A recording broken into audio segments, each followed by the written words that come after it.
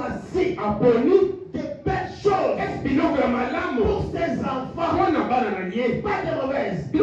Parce que Dieu est un grand architecte. Et je voudrais comparer ceci à l'histoire que j'ai lu sur le grand pont de Sydney en Australie.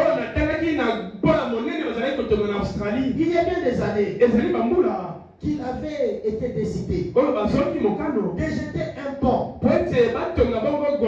sur le grand détroit devant relier la partie nord et la partie sud. Beaucoup d'entrepreneurs sont allés pour faire l'offre. Mais de l'Angleterre était venu un entrepreneur célèbre qui, d'après sa réputation, il voulait construire ce pont. Bien que son défi était élevé, les gens de Sydney n'ont pas fait un problème. Ils voulaient que le pont soit construit. Je pense que tout chrétien devrait adopter la même attitude.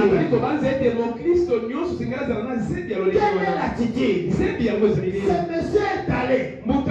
Il a dit, moi je vais construire. Il avait la foi que moi, je ne ferai pas un défi comme un bébé. Je vais faire un grand défi. Pas un petit défi. Un grand défi. Il vient devant Dieu.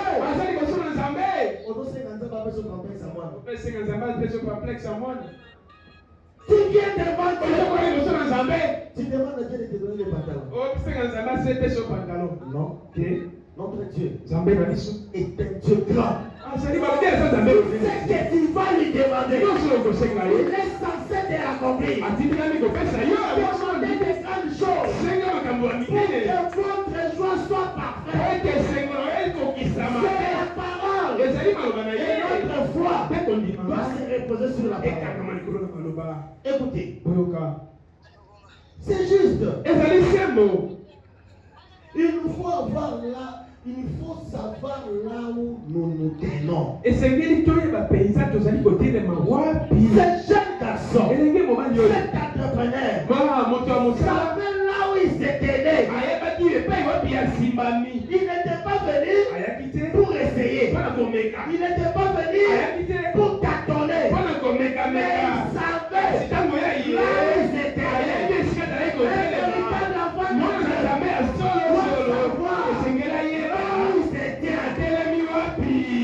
N'allez pas combattre les diables. Tu ne sais pas là où tu te tiens.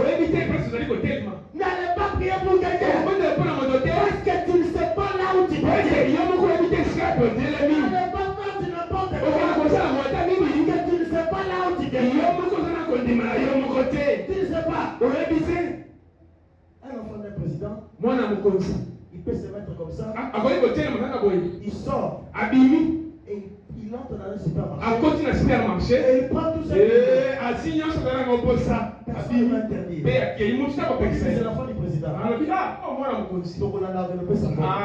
Parce que l'enfant sait. Moi ici, je suis l'enfant du président. Mais les chrétiens, ils ont